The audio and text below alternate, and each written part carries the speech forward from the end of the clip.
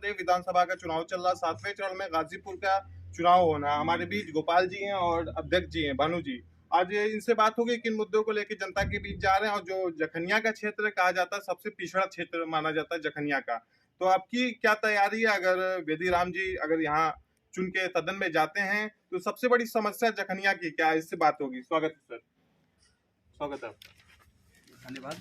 तो क्या तैयारी चल रही सर इस समय? ये तैयारी ये है कि पूरी जनता माननीय अखिलेश यादव जी के जो कार्यक्रम है, जो उनका वचन पत्र है, उस पर नौजवानों को भरोसा है, किसानों को भरोसा है, मजदूरों को भरोसा है, गरीब को भरोसा है। ये पिछड़ा इलाका है और लोगों को विश्वास है। ये 5 साल की जो भारतीय जनता पार्टी की सरकार रही है, इस इलाके के लिए न कोई सड़क बनाई, न कोई विकास का काम इन्होंने किया है। यहाँ पर जो बड़े काम हुए हैं, यही हमारे बगल से जो है बीर अब्दुल हमीद रोड है, जो गाजीपुर से जलालाबाद तक जाती है, बीर अब्दुल हमीद जी के गांव होते हुए। ये 66 करोड़ की लागत से 2 लेन रोड बनी। ये माननीय अखिलेश यादव जी की सरकार के दिन है। जिस बाज़ार में हम लोग बैठे हैं, इस बाज़ार के लिए यहाँ हमेशा जो है कि पानी लगा रहता था, गड्ढा था। 50 लाख समाजवादी पार्टी की सरकार में इस बाज़ार के सुंदरीकरण के लिए मिला। फिर जो है कि 32 करोड़ की लागत से पहतिया से लेकर ये बहरियाबाद तक ये सड़क 2 लेन हुई। और जखनिया में ही आती है सैदपुर से सादात, ये मजूई रोड, ये उसके लिए 25 करोड़ रुपया माननीय अखिलेश यादव जी ने उस रोड के लिए भी दिया। बहरियाबाद हमारा जो है कटा हुआ था, वो रोडें एकदम टूटी हुई थी, किसी तरह की रोड नहीं थी।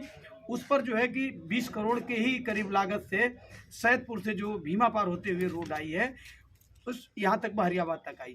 इसलिए लोगों को विश्वास है।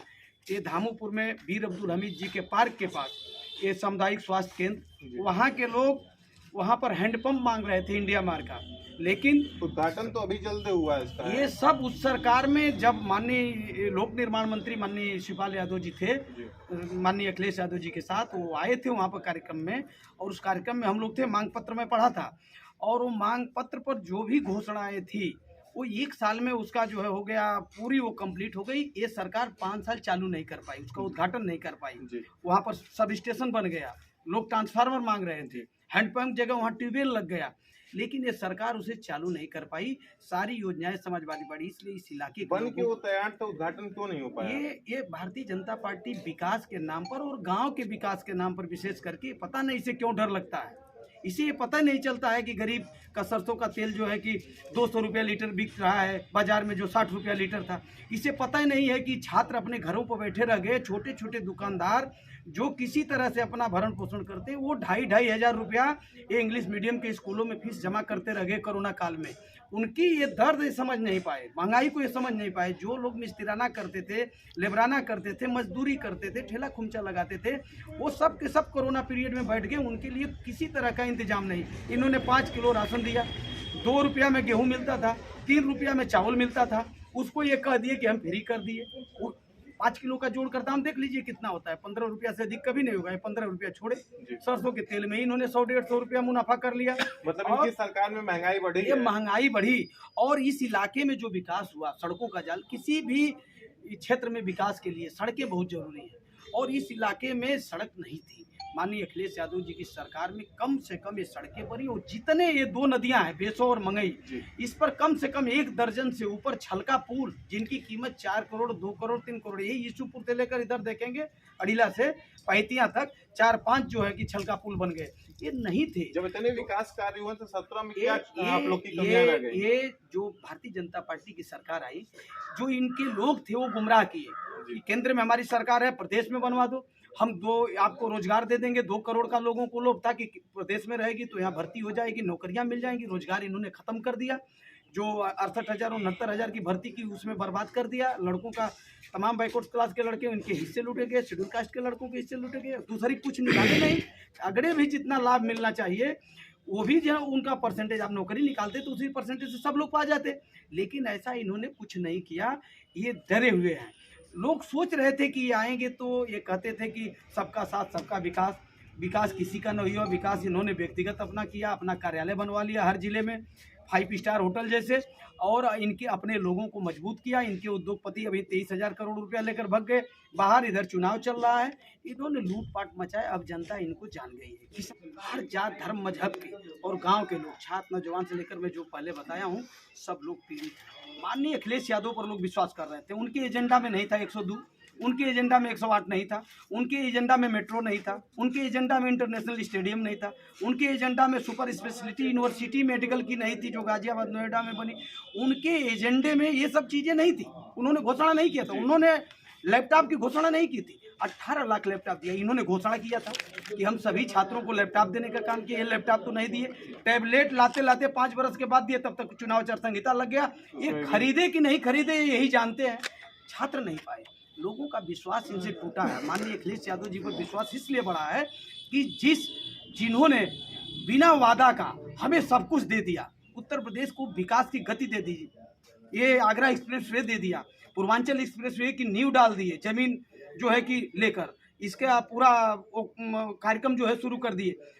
और इसलिए बिना घोषणा पत्र का जिस व्यक्ति ने इतना काम किया, जिस महान नेता ने, उस पर विश्वास नौजवानों का, किसानों का, यहाँ के लोगों का। यहाँ सबसे बड़ी समस्या बेरोजगारी है। बेरोजगारी सबसे बड़ी। यहाँ के लोग न उद्योगपति हैं, न बहुत जगह जमीन वाले हैं, घनी आबादी है। जनपद की सबसे बड़े वोटरों की ये विधानसभा है और सबसे बड़े वोटर यहाँ पर निवास करते हैं जखनिया विधानसभा में। यहाँ नौजवान रोजगार चाह रहा है, उसे विश्वास है कि माननीय अखिलेश यादव जी आएंगे तो 11.5 लाख जितनी सरकारी पदों पर भर्तियां जो है रुकी हैं, ये खोलेंगे। इनके वचन पत्र में है। नौकरी लगभग कितनी सीट आपकी पार्टी की आ रही है? पार्टी तो 300 से ऊपर जा रही है। 300 से ऊपर। छड़ी को लोग विश्वास कर रहे हैं, विश्वास छड़ी पे यहाँ पर गठबंधन में हम इसलिए कि बेदी राम जी जब जीतेंगे तो माननीय अखिलेश यादव जी का हाथ मजबूत हो जाएगा। जखनिया का बच्चा अगर जहाँ कोई प्रचार करने के लिए नहीं गया है तो वो भी अपने घर में अपने माँ बाप से कह रहा है कि यहाँ माननीय अखिलेश यादव जी के गठबंधन का चुनाव चिन्ह छड़ी है, और वो छड़ी को बता रहा है। छड़ी को लोग पसंद कर रहे हैं। हमारे साथ हमारे विधानसभा के अध्यक्ष कमलेश यादव भानु जी हैं और मनिहारी के ब्लॉक के अध्यक्ष राम नगीना जी हैं। ये लोग बताएंगे। हमारे हर बूथ स्तर तक हमारे यहाँ 466 बूथ जी पूरी टीम है। हर बूथ पर हमारे 10 यूथ हैं। हमारे विधानसभा में सेक्टर है। हर तरह से हम लोग तैयार हैं। आज पूरी जनता, चाहे पिछड़े हों, दलित हों, अनुसूचित के लोग हों, अल्पसंख्यक के, सब लोगों को ठगा गया है। सब लोग महसूस कर रहे हैं आज की सरकार को नहीं बदलेंगे हम लोग तो देश गुलामी की तरह जा रहा है। जो 17 में अखिलेश यादव जी ने काम किए, वो जो काम था उनका आप लोग जनता तक नहीं ले जा पाए 17 में। देखिए 17 में अब क्या हुआ है, तो जुमले में फंस गए लोग। भाजपा के लोग झूठ बोले कि हम 15 लाख रुपये दे रहे हैं, हम सबको रोजगार दे रहे हैं, नौकरी दे रहे हैं। इसमें हमारे किसान, नौजवान, गरीब लोग जुमला सुन करके फंस गए और सबने वोट कर दिया। उनको मुसलमान दिए वोट, उनको मतलब हिंदू, सब हर जात वर्ग के लोग सबने वोट किया कि कम से कम गरीबों का भला होगा। लेकिन आज देख लीजिए महंगाई, डीजल बढ़ गया, यूरिया मतलब 5 किलो यूरिया की बोरी से खाद कम, कौन ऐसा भाई? बिजली की बिल दूना हो गई, कौन ऐसी देश को मजबूरी हो गई? कई गुना बिजली हो गई, बताइए कौन सी मजबूरी आ गई भाई? कोई नियम कानून होता है। इनका पूंजीपतियों को सब्सिडी दे रहे हो, किसान की सब्सिडी हटा रहे हो, मट्टी का तेल बंद कर दे रहे हो। तैयारी हो रही सर? बूथ स्तर पर हमारे सभी कार्यकर्ता तैयारी में लगे हुए हैं। इस जुमलेबाज, धोखेबाज और मायावी लोगों को उखाड़ फेंकने के लिए इस बार जो है रोजगार के नाम पर जो है ओम प्रकाश जी से गठबंधन हुआ, क्या लग रहा है टिके रहेंगे कि भाग जाएंगे छोड़ के? नहीं, एकदम बिल्कुल 100% जो है वो रहेंगे। अगली बार गठबंधन में भाजपा के साथ थे, आज आपके साथ आ गए हैं, क्या लग रहा है जी?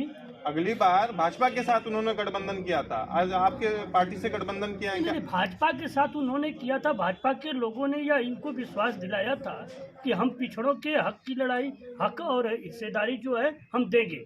लेकिन जब इन्होंने अपने सदन में जब अपने पिछड़ों की आवाज़ उठाई तो वह जो है भाग खड़े, इसलिए वह जो है उनको छोड़ करके अपना जो है त्यागपत्र देकर, जिस समाज की वो आवाज़ नेता है उस समाज की बातें नहीं सुनी जाएगी तो उनको पिछलग्गू बन के तो रहेंगे नहीं। जी, मतलब आपके अगर सरकार बनी तो टिके रहेंगे? बिल्कुल टिके रहेंगे।